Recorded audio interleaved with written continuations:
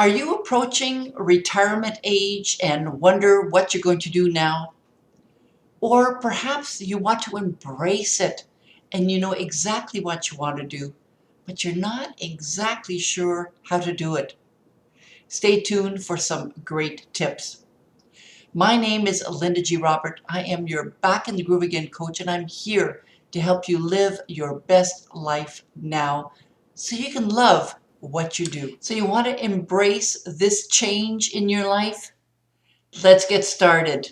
This really is the best time to start all of those projects you wanted to do when you were younger.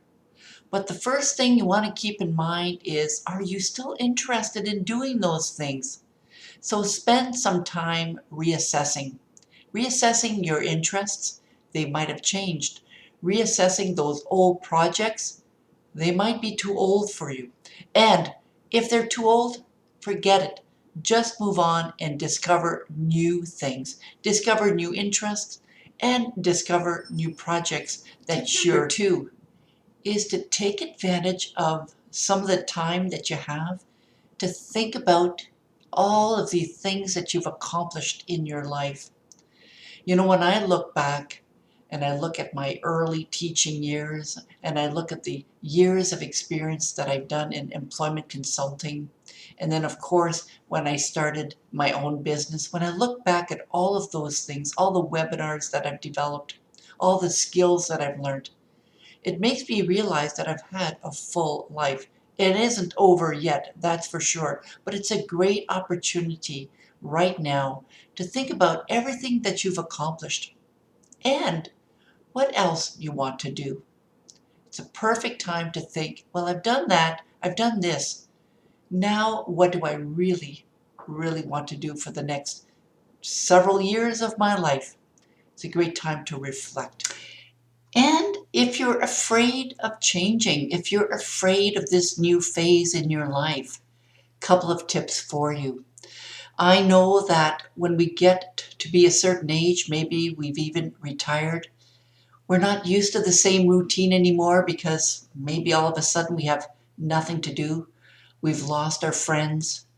We've lost our sense of being. We've lost our identity. These next tips are going to be really, really helpful for you. Embrace that.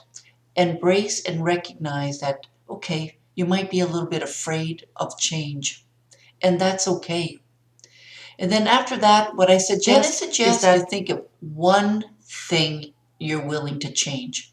And it doesn't matter what that one thing is. Maybe it's the way you eat. Maybe it's how active or inactive you are and you want to change that. Think about the one thing that you're willing to change, and then what is the very next step?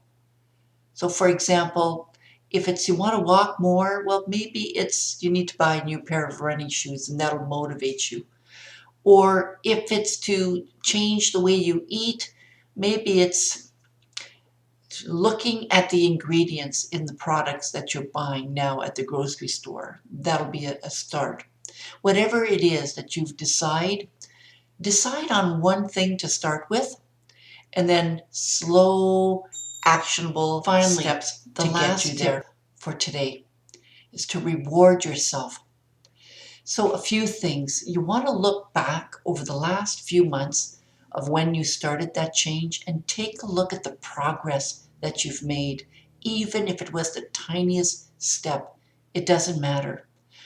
Take a look at those things that you have accomplished and celebrate it. Be happy. Feel that love and gratitude inside of you for even having been willing to make that change, and celebrate those steps that you have taken. And of course, I think journaling is really important too. You might be interested in my change journal as well. Check it out in the link below.